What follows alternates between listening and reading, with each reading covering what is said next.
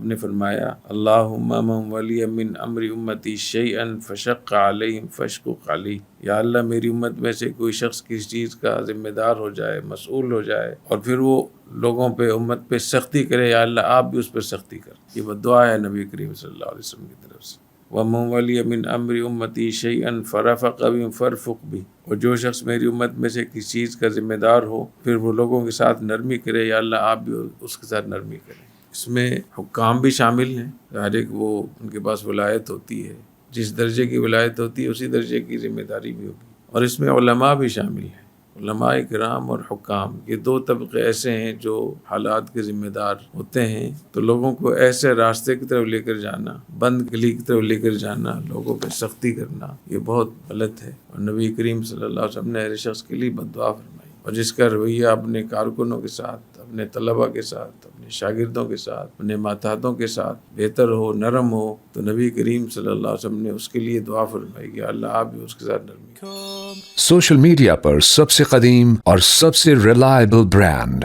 درس قرآن.com